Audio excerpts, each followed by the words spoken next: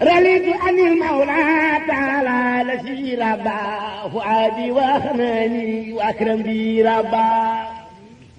mbokk yi ñuy seetaan ci biir réew mi ak bitim réew noo ngi leen di nuyu di ko tàmbalee ci xalifatul am Cheikh Mamadul Muntaxa ñaan yàlla sunu borom guddalu fanam wérali cëram dolli ko tawfeex ak kattan ba li mu naal mu def ko ten ànd koog moom. waaye di ziare mboolem cheikh yi Serigne Touba yëpp jaare ko ci suñu am di Xadi Fall waaye di ziar mboolem mbokki taalibe yëpp jaare ko ci sunu jëwrin yi.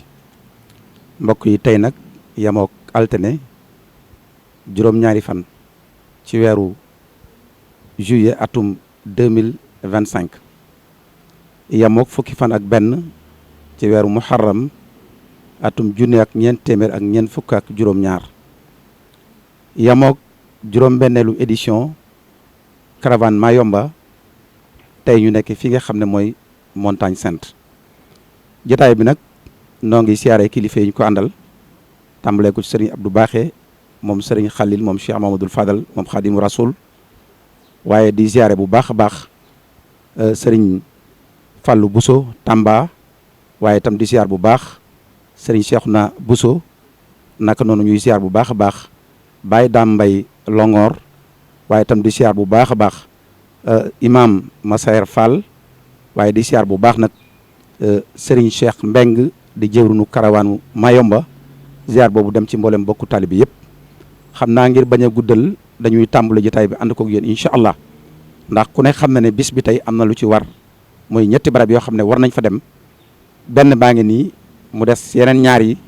te daañ ko ànd ak mbokku taalibe yi xam naa kon dañuy dalal rek Serigne Cheikh Mbeng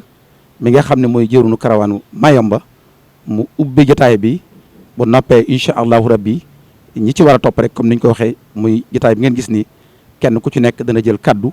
ci ñi nga xam ne ñoo war a yëkkati kaddu ci jotaay bi kon Serigne Cheikh Mbeng jëwrunu caravane Mayumba 2025 bismillah. ba'da a'uuzu billahi mina seytaani rajim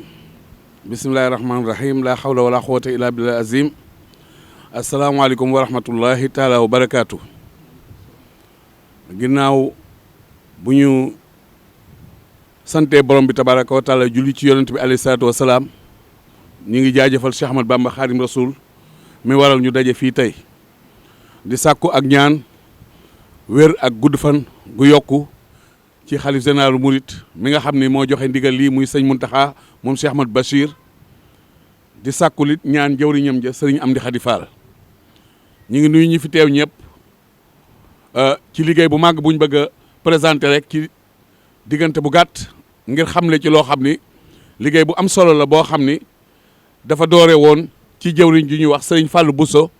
moom sëriñ Ali Bousso nekkoon ak ñun fii ci Gabon doonoon ku am xalaat bu sori boo xam ni buñ demee ba ca conférence ba wala ci yeneen jotaay dinañ gën a leeral jëfam fii ci Gabon waaye ñu présenté wane ni rek xalaat bi ak initiative bi jaare woon ci moom ba mu mën a agsi fii tey ca ñu langoo ak ab xalifaam di doomam nii sëñ Cheikhouna Bousso sëñ Mbaye Tène présenté na ko léegi waaye liggéey boobu nag dox ba def beneen étape dañ ko doon def mel ni lu ko yemale ci sun biir ñun taalibe sëñ Touba yi waaye nag ñu dem ba xam ne liggéey la bu yaatu boo xam ne addina bépp ko bokk rawatina réewum Gabon mi nga xam fi la sëñ Touba doon liggéeyee moom moo tax ñu amal tey ji ci Montagne Sainte conférence de presse boo xam ni Baye Dame Mbaye mi dina ko def léegi ci français ba waa Gabon mën cee jot bu yaatu waaye nag feegoog sëñ Fall Bousso Tamba mi nga xam ne yàlla def na fii ci Gabon ku fi yàgg ak ñun la àndoon ak sëñ Fall Bousso moom ànd ak kuréel yii fi ne yëpp ci Gabon te amal liggéey bii tey moo xam daayira kër sëñ Touba la Grâce moo xam bateau yàlla moo xam kuréel yi sëñ Touba yi fi nekk yëpp bàyyi wuñ benn ñoom ñoo àndandoo ba mën a amal lii tey jii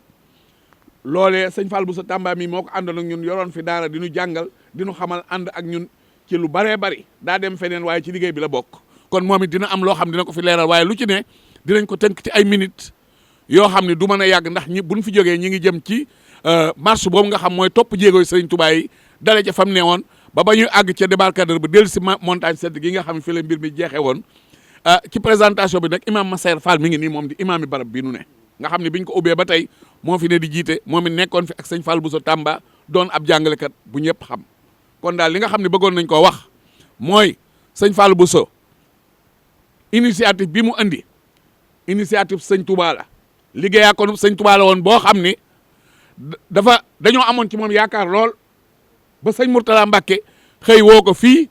sant ko ab liggéey sëñ Touba mu nekk ca lu jiitu Cheikh Abdoulaye neewoon na ko dellul Gabon sëñ Touba da la fay liggéeyal Fallou xam naa ci sa jëmm ji loo xam ne xamoo ko ci sa bopp. loolee nag bi mu amee mu décrété fii ci kanam ci waajtaayu màggal gi ci kanam sëñ Bass ak mboolem yoon wi ni décrété naa bisub Serigne Touba bub soxna Jaara boo xam ña ngi koy amale ca Mayomba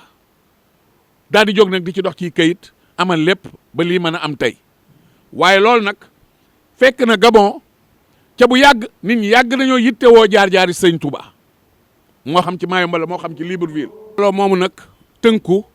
ci organisation boo xam ni li war a am ci réewum jàmbur muy am ay këyit récépissé mu am ko ñëpp nag àndandoo tënku di liggéey ba mën a amal liggéey bi muy liggéey boo xam ne war nañoo jóg di topp jaar-jaari sëñ bi programme bi ni muy déroulé xam naa ni mi ngi jëm ci kanam dinañ ko am kon xam naa ne dañuy bàyyi kàddu gi sëñ Mbayteen ngir mu mën a àggale liggéey bi ci ni muy jàllee ba bu ndax buñ jógee fi dana war a dem ci marché bi incha allah. bismillahi rahmaani rahim alhamdulilahi rabbil alamin wasalaatu wasalaamu ala ashrafi al anbiyaai wal mursalin sayidina wa mawlana muhammadin al amin wa ala alihi wa sahbihi wa asna xadimihi dawi ridwani wa tamkin bokk yi asalaamaaleykum wa rahmatullahi wa barakaatu. ñoo ngi nuyu ñëpp di ziyaare ñëpp di ndokkeel ñëpp xam naa di ñëw rek wax tuuti ay kàddu yoo xam ne dañuy tënk rek solo si nga xam ne béréb bii ñu nekk ak li aju ci béréb bi am na ko ci liggéeyu Serigne Touba bi nga xam ne moo ñu fi dajale te mooy liggéey bu màgg bi mu liggéey si woon fii ci géej gi ci Gabon fii ñu nekk bokk yi mooy Montagne Sainte ci Libreville di capitalu Gabon. ku miin mbind sëñ bi wala nga di ko jàng da nga ci fekk lu bari mu di ko tudd yaakaar naa bayit yi ci sama ginnaaw rek dana ko firndeel bi ñu ko indee fii Gabon ci le 2 octobre 1895 la sëriñ bi agsi Gabon la njëkk a teg tànkam ci suufus Gabon bi mu wàccee julli ñaari rakkaam foofu ci palaasu ba bu ñuy wax Malaayika ñu yóbbu ko interné ko ci fi soldaar yi ne woon ci fii nga xam ne mooy centre ville bi léegi nga xam ne soriwul mosquée centrale bi danañ fa dem incha allah ci marché bi fii nag dafa nekkoon béréb boo xam ne da koo fonkoon ay xew-xew it yu am solo xew fi yoo xam ne firndeel na ko ci mbind loolu rek ci la ñuy tënk lu gàtt rek wala ñoo julli weer yi mu fi def ñetti weer juróom-benn weer borom xam-xam yi wute nañ ci ñuy gëstu lu ci mën di xew am na ay jamono yoo xam ne bu ñu delloo ci mbindam ak mbindum sëñ Mad Lamin Jóob Dagana ci al irwa ak ci alminax mi ngi tudd xew-xew bu am solo boo xam ne fii la xewe woon muy feeñuk ahlu badrinil kiram te mooy ñi nga xam ne ñoo wàllu si woon saxaaba yi di ay malaayika Seydina Jibril jiite leen keroog Badar la ko waral sëñ bi daf ko nettali dafa wax ne bi nga xamee ne indi nañ ko bu dugal ko ci biir soldaar yi mu nekk ak ñoom ñu boole ko ak soldaar yi muy dund ak ñoom ci benn néeg lu ñuy def ci lu ñàng muy cigarette muy sàngara ba ci sobe sax sobe si am maanaam am ngaanuwaay sax danañ ko daan def ci kanamam ba nga xam ne sëñ Modou Xarit bu sa nee na sëñ bi nee na ko toll na ay jamono toog naa lu yàgg ci sama kaw lan laay julli ngir bañ a jaar ci li nga xam ne mooy sobe si nee na nag saa bu ma demee ba nar a yëg loo xam ne lu may naqari la wala ma nar a jàmbat sama xel ne yar ci kiraaman kaatibiina yi malaayka yu tedd yi nga xam ne ñoom la yàlla di binduloo jëfi jaam bi rawatina ñaari malaayka yi nga xam ne ñooy raqiib ak atiid ci xëy na ñi nga xam ne jàpp nañ ne ñaar lañ ndax am na ñoo xam ne jàpp nañ ne benn tur rek la ci borom xam-xam yi waaye ñi jàpp ne ñaar la ki ne ci ndeyjoor ak càmmooñ ñooñu lépp loo xam ne mi ngi may lor ci soobee xam naa ne dana leen lor ndax ñu laab lañ ñu sell lañ nee na loola xiir ma ci ma muñ nag lor jooju nga xam ne moom lañ ma doon teg nee na nekk am bis yàlla ci baaxam terale ma teraanga joo xam ne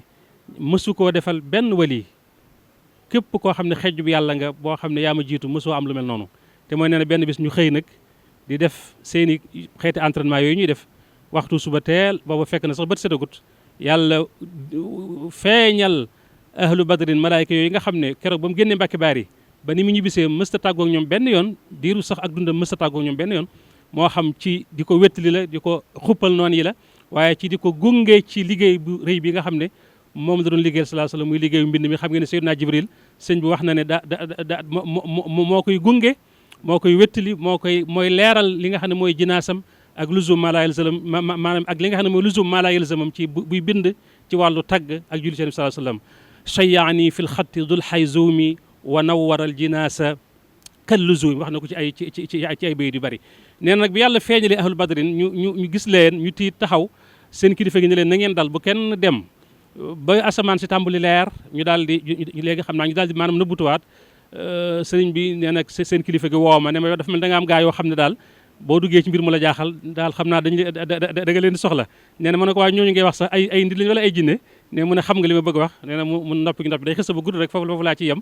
bi mu koy firndeel ci xasi rek ay yesi mi ne laa indi jeewali ak ci bayit yi sama ginnaaw nga xam ne baamtu na ko ay yoon ci xasaayid yi waaye ñu tudd ci benn rek nga xam ne moom mooy tënk yëpp mooy bi mu waxee ne ci ay yesa yassara lil muna lada libar wali man qaada lii maa gaaba an kulli wali yàlla yombalal na ma fii fi Libreville secret boo xam ne ak teraanga joo xam ne ak may yoo xam ne ak mbóot moo xam ne ni ma ko waxee woon léegi képp koo xam ne xejjub yàlla nga boo xam ne jiitu woon nga ma ëmp na la maanaam jomb na la loola nag maa gaaba an kulli wali gi da koo lëmoon waaye ñaari bayit yi nga xam ne ñoo ci topp nag moo ko firi mooy laamuk xam nga inna ibaadi yi muy laamuk lay segi ak yaagi moo firi maa gaaba an kulli wali ji mooy lii qaada ahla badrin al usuda man zaxzaxa al waashiya wal xasuuda daane yaquudu lii xaytu akunu llahu tabshira la ilaha illa allahu mooy ahlu badrin ñooñu nga xam ne ñoom la ma yàlla womatal ju feeñ fii ci kii ci maanaam fii ci Libreville bi ci des mooy ñu tënk ko foofu mooy marale gi ñu ko marale woon ak garab gi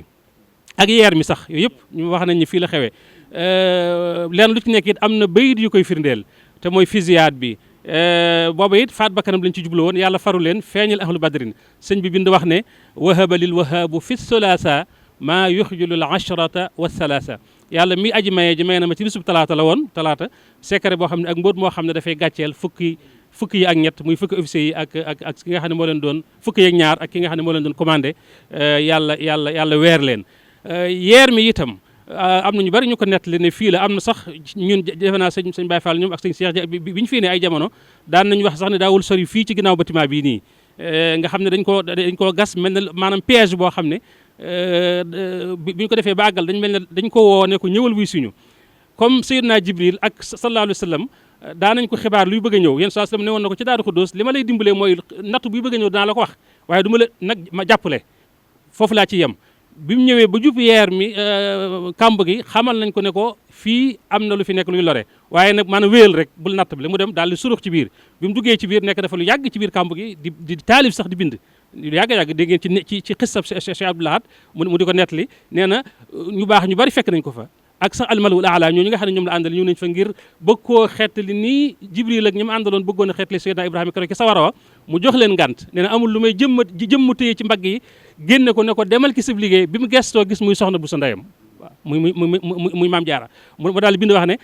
dégg nga radama rabbi maa aduwiya xafar li darari wasaana nii aman kafar yàlla mëdd na kàmb gi nga xam ne moom la ma sabab noonu gasaloon aar na ma itam ñoŋal na ma itam ci lépp loo xam ne ci képp koo xam ne ab yéefar la kon yooyu ci tënk mooy xew-xew yi nga xam ne xew na fii xam naa ma tënk foofu ndax day mel ne julli jot na incha allah li ki des bu sëñ daam ñëwee bàyyi daam dina ko gën a leeral ci li nga xam ne mooy làkku nasaraan asalaamaaleykum wa rahmatullahi wa barakatu wa malikan ni nafsa wa turdillahin xablanti xaaliya li gayriya muin wajal hawaaya taabian lima tuhib waliya hab fi lxalqi ma minka uhib bila diraarin wa bila adaawa waltaqini jawaalib alshaqaawa amin ya rabbi bi xurmati nabi wal xalba minni kulla durrin jannibi barke Sëriñ Tuubaa. Chers Gabonais et Gabonaises,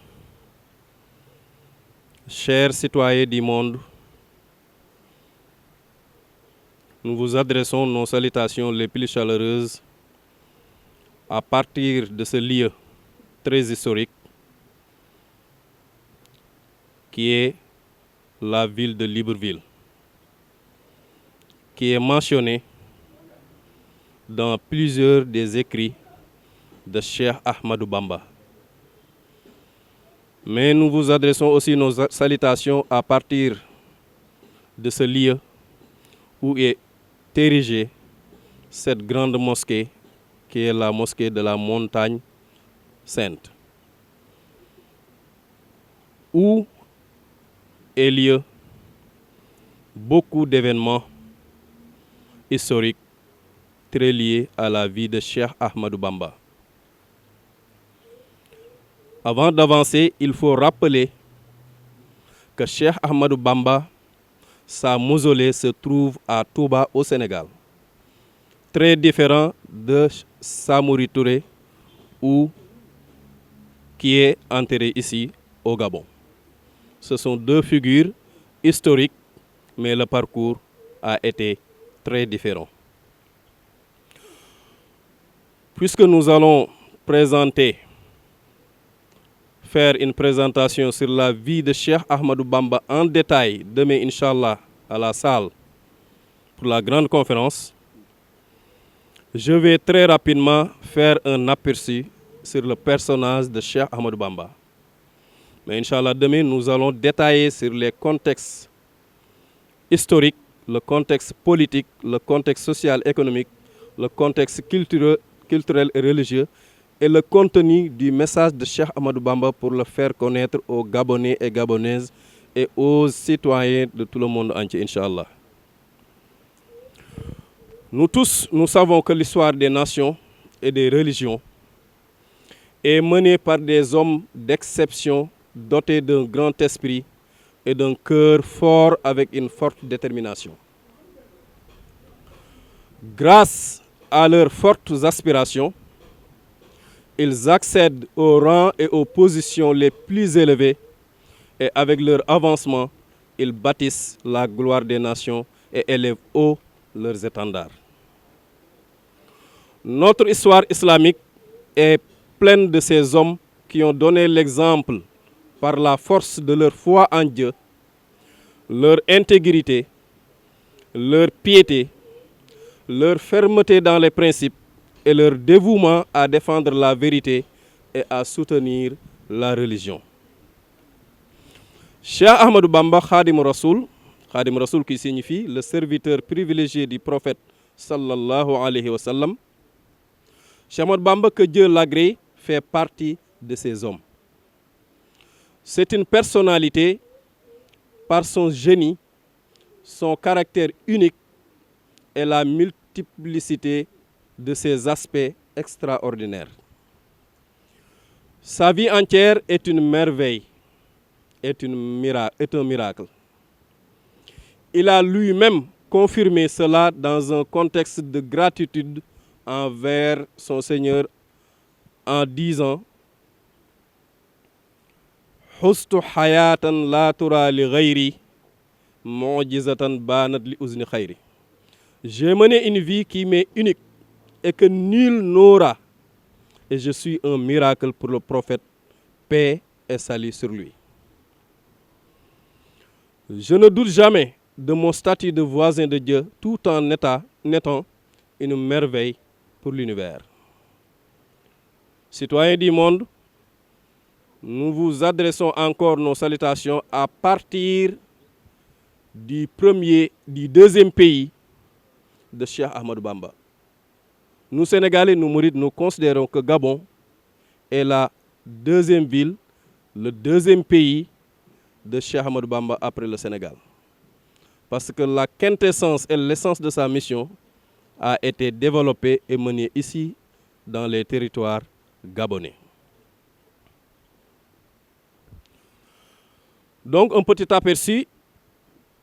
sur Cheikh Ahmadou Bamba à partir de l'an 1882 ou 83, l'année